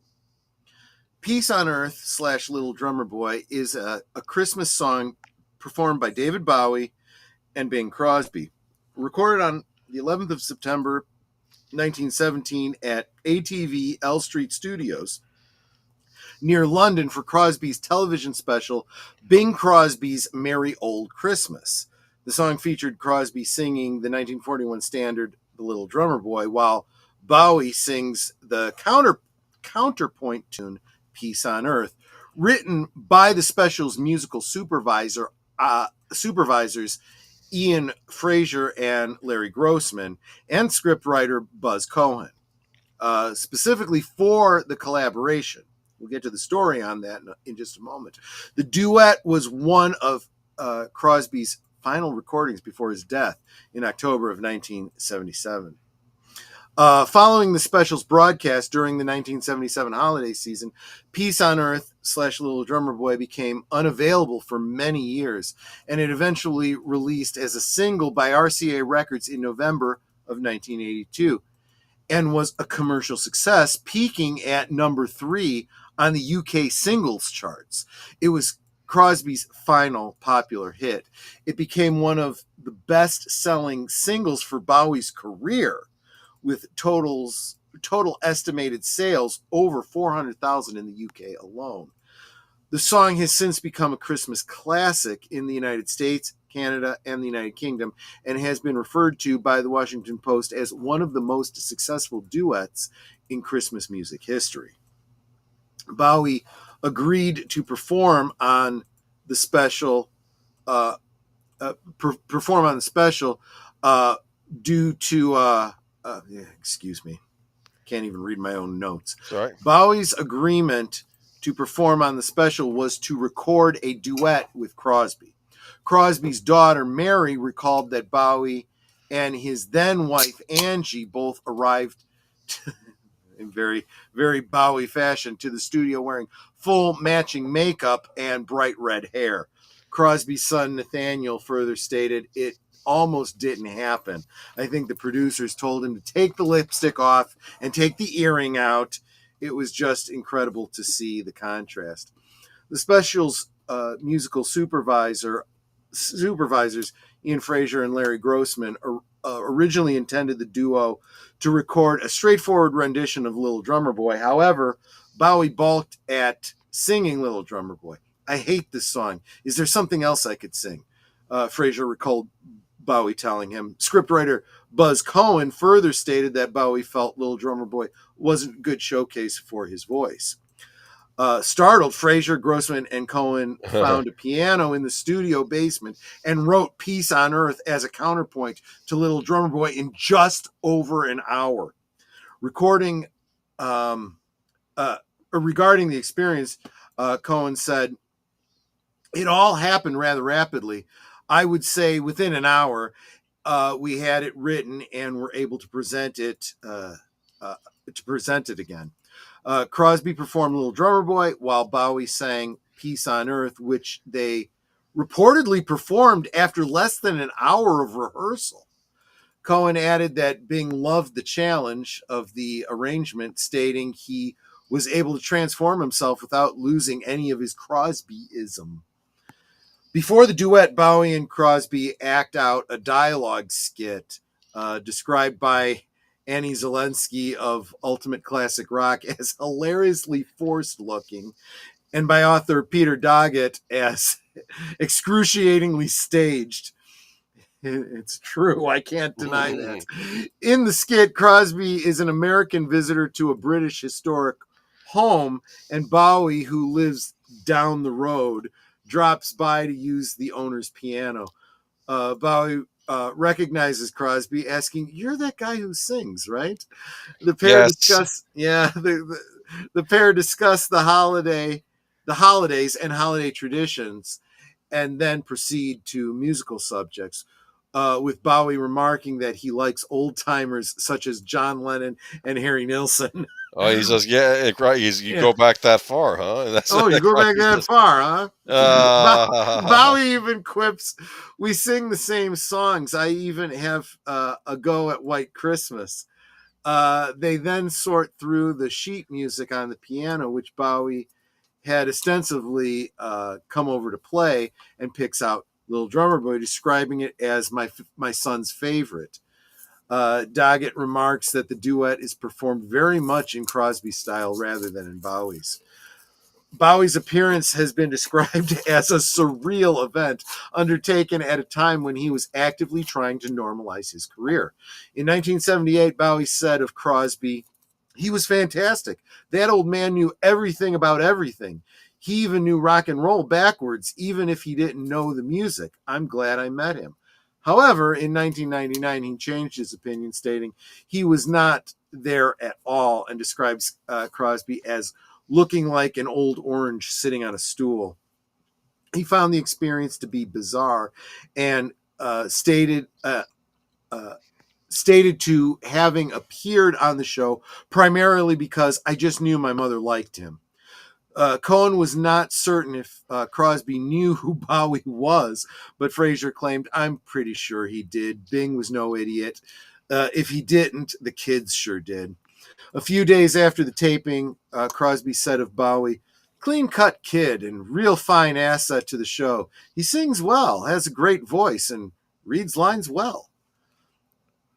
A week after taping his appearance for Mark Bolan died in a car crash.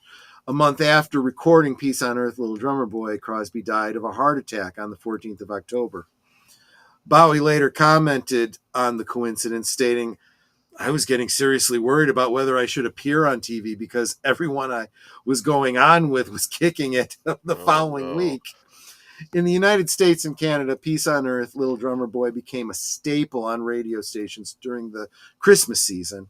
On the 14th of November of 1995, Aglio Records released a special multimedia CD single of Peace on Earth, Little Drummer Boy, which contained both a standard full-length audio version and a full-length video of the footage from the 1977 Christmas special, accessible via CD-ROM drives. I had that, and I want to say I think Netter bought it for me. 1995, almost certainly she did. On the 9th of November 2010, Collector's, and I probably still have it actually. On the 9th of November 2010, Collector's Choice Music released a 7-inch vinyl edition of Peace on Earth, Little Drummer Boy on red-colored vinyl in the United States. The flip side of the single contained a Bing Crosby-Ella Fitzgerald duet of the song White Christmas, recorded in 1953. The single was limited to 2,000 copies. I actually do have a copy of, not that particular album, but of the Crosby Fitzgerald White Christmas. VH1 placed the duet at number 43 on its 2000 list of 100 great... the year 2000 list of 100 greatest rock and roll moments on TV. I want to mention that, even though I didn't mention it in my notes, that snippet that appears on that CD-ROM also was played on rotation on VH1 for many years during the Christmas season. So that's how I know it. Yes, classic. Yep. I enjoyed it. I thought it was very pretty. It was. And okay, Pit Sniper's getting bothered by my pronunciation of David Bowie. I am pronouncing it in the British. I know that he was known as Bowie in the United States. He even has gone on record as claiming the Bowie pronunciation specifically because he had such a following in the United States. But so is Bowie like his stage name and Bowie is his actual name? Perhaps. That could be it. Yeah, exactly. I don't know though. I like this though. I thought this was very classy, and it was two different generations meeting but sharing love of Christmas. Yeah. My toddler daughter filled the 486 IBM PC's first gen CD-ROM drive with the contents of my change jar. I'm still pissed. Yikes! Wow. Whoops. Well, we all do something, don't we? You just push. Wow. All righty. All then. right. I guess that's it. I'm gonna end with one Oh, final is that it? image. That there are no more songs, dude. This is what we did 8. That's 2 more than I'd planned. But I did Oh, want I'm to share. sorry. I kept you up so late, you old boomer. But Oh, wow. I wanted to Nancy share Reagan, this image Mr. because this is T. perfect. What I is love that. this? That's Nancy Reagan, I and Mr. believe, T. correct? Yeah. And that's Mr. T at Christmas time. See, I remember this from People magazine. the 80s were a special time, Mm-hmm. right? I'm just saying. But granted, we did have some 70s stuff in here too. But yeah, it was a overall, yeah. And Well, stuff that was done in the 70s but not released until the 80s, that it happened. got videos. It absolutely did. Yes. So there was one song that I had wanted to do, could not find a video of it, and I was shocked What? because I remember seeing a video of it on MTV. It was Bruce Springsteen Uh-huh. and the E Street Band, Santa Claus is Coming to Town. And it was, I remember the video being some sort of a concert footage. I could not find it anywhere. I found concert footage of him singing the song, but it was not. It the might have video existed. that I It's just remember. lost media. That's all. I Could mean, be. It absolutely could be.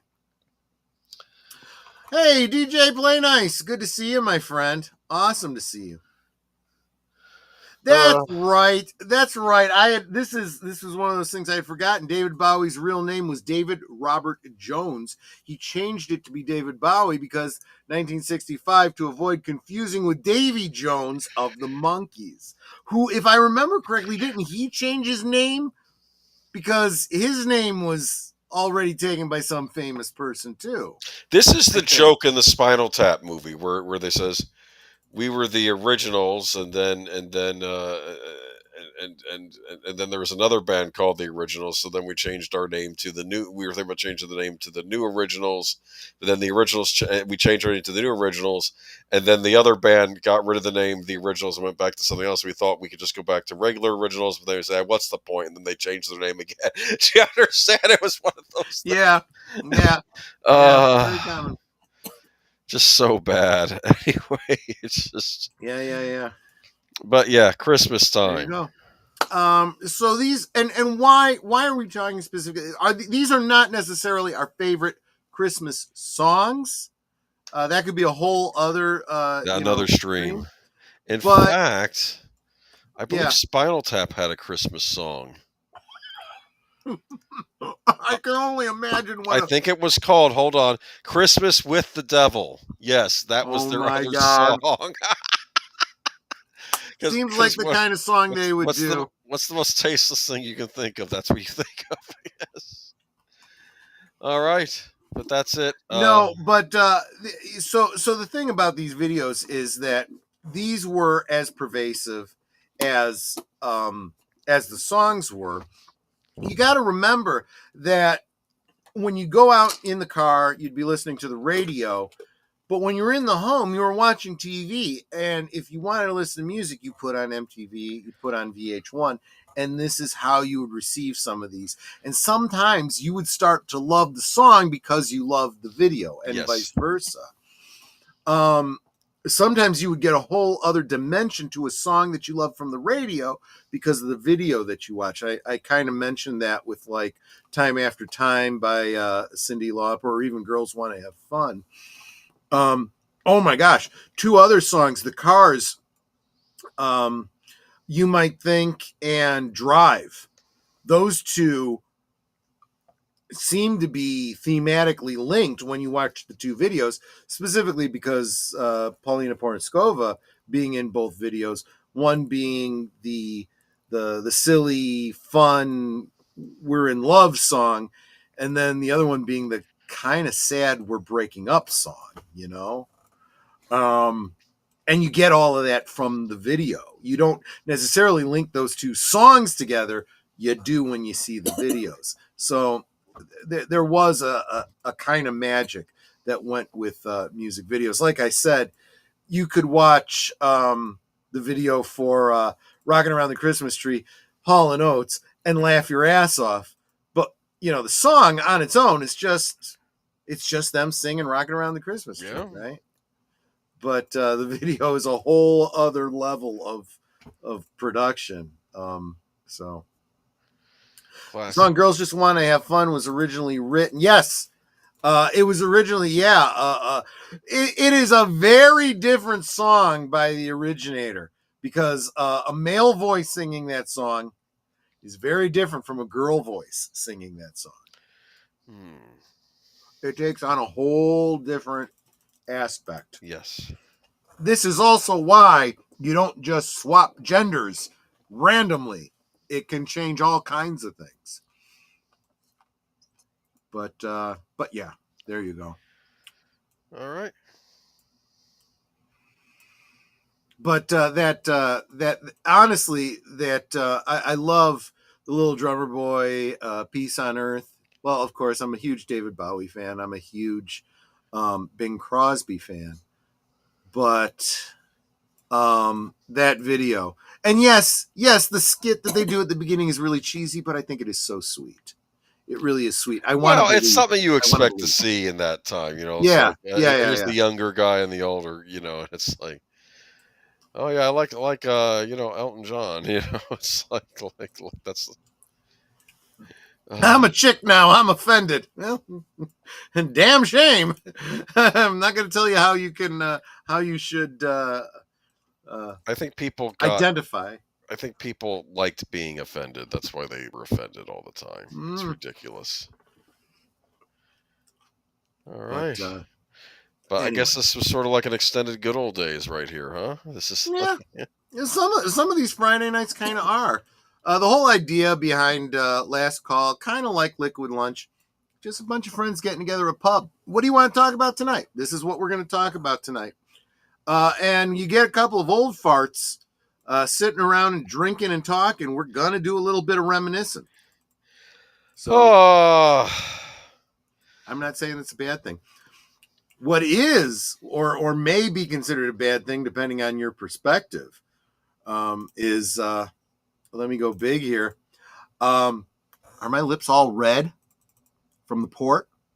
Oh, a little bit. A little pink. A little bit? Yeah, I thought so. Yeah. Yeah. That's a very smooth. It's a blend of a sweet red and a port, but the port really smooths it out. Kind of heavy. I like it. But I do also feel that the cranberries kind of balance it out. The sweetness with the tart. I kind of like it. It's going to become a new Christmas tradition for me. Honestly, I'm liking these mulled wines for warming me up more than hot chocolate, believe it or not. Oh. Just the right amount of sweet. I can't have too much sweet. But sounds a bunch of digs around the fire talking trash. Yeah. And the ladies who tolerate them, yeah. So, in other words, the pity netter. She puts up with a lot. She really does. But I do love that ornament you found for your icon. It totally fits your Yes, I might keep it up. Brand. We'll see. It totally fits with your brand. I love it. Oh man, we gotta. We know from Rankin and Bass, Santa Claus is coming to town, and all of the subsequent Santa Claus they did. Santa Claus started out as a redhead. What? Remember that? Yes, he did. That's right. He looked a lot like Mickey Rooney. Okay, geezers and Netter, I'm going to bed because I'm an old fart. You are an old fart. It's been a lot of fun. Good night, good people. Yeah, we're winding it down anyway, so. Oh. We covered everything we got coming up in the next week. Next week, however, join us. We will start out here, migrate over to the Green Machine because karaoke night. We're going to do some Christmas caroling. And we're going to be celebrating this beautiful blonde's birthday. Ooh. Well, we'll actually be celebrating it the day before on her Thursday show, but we'll continue celebrating it all the rest of the weekend too. So, Yep. Because I'll be 21 with a few years experience. As long as she's old enough to drink, old enough to be doing other things, I'm a happy guy. So there you go. Anyway, anything else you wanted to say, Boomer, before we wrap this up? Join us Sunday for Geeky Geezers, where we'll be talking about, those of you I know that Troy didn't want to talk too much about it today, the potential, or I guess not potential anymore, I guess it was sold. No, it still has to get through the legal hurdles. If it doesn't get through those legal hurdles, it's dead. Well, this is why I don't understand why everyone is being so, yes, they are the front runner and they are the most likely, but I am not so sure this current administration is going to be copacetic with it. We'll see. I don't know, man. I'm worried we'll see Ezra Miller as the Flash again. It's going to happen. Yeah. Exactly. And so what do you have? And you already did tomorrow night's movie. That's going to be the it looks like it's going to be The Hand from 1981. A movie I know nothing about and I've never heard of before. Do you like Michael Caine? I do. You'll like him in this. And it's directed by Oliver Stone, his directorial debut. Is it? Okay. Yes, interesting. it's interesting. I'll look forward to that then. Way before Platoon. I'll get into a bit of the history when we get to the show. Okay. All right. Netter, any last thoughts, any last words, anything you want to say before we wrap this up? Yes. Okay. Do so, please. I want to thank all of you for being here, just for encouraging Troy, encouraging me, and keep encouraging me. I'll keep coming back. Thank you for the memberships that y'all have dropped. I'm now a member again on Troy's channel. I think that's so funny. But thank you guys for supporting us, for encouraging us. You guys are Osmo. Yep. And I'm always saying that we don't do this for us. We do this for you. So I'm glad that we're doing what you like and you keep coming back. And, if you ever have suggestions for something you'd like to hear, like to see, let us know. We're always open for suggestions. But until next time, stay safe, stay warm because it's really crazy cold outside. Good night and God bless. Yep, you guys keep coming back just like the squirrels that my wife feeds. But unlike those squirrels, I like to see you guys coming back. So there we go. So I think that one's timeless, Mark. What did Mark? Told someone to talk to the ant. Yeah, exactly. I have come to enjoy the whole. There was a little video snippet that I saw on X. A YouTuber is interviewing someone and he's having a conversation. It's political. It's a little bit contentious, but they were being civil and having a conversation. He's asking a question, talking to the guy, and a woman jumps in and starts giving her comment. And he goes, "Don't care what you think. Shut up, bitch." And he turns back and she's like, "Excuse me? Excuse you." And, he does the talk to the hand look. And I put in the comments, A-B conversation, see your way out. It's like, look, I wasn't talking to you. I don't give a crap what you think. What makes you think you have a right to even start talking when these two people are talking? Anyway, It's the world that we live in. Let's let it all go. Let's enjoy the holiday. Peace on earth. Goodwill towards men and women and all the other 275 different genders that people believe are out there. You guys take care of yourself. Enjoy the rest of your weekend. Enjoy your holiday season. We'll catch you on the next one. Take care. Bye-bye. Good night, ladies. Good night, sir. Hit it, sweetheart.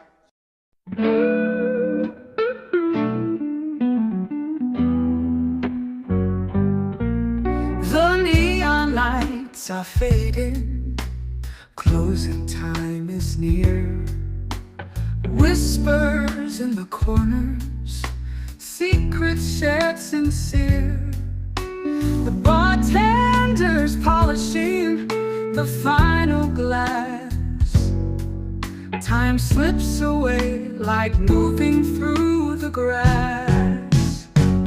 Last call for alcohol, make your dreams come true. One more round, friends, from me and you. Let's toast to the night, to the stories we've spun. Here's to the laughter and to what's begun. The shadows are dancing as we linger still. Every clink of a glass, a memory to distill. Beneath this smoky haze, our feelings they unfurl. A tapestry of whispers in this corner of the world.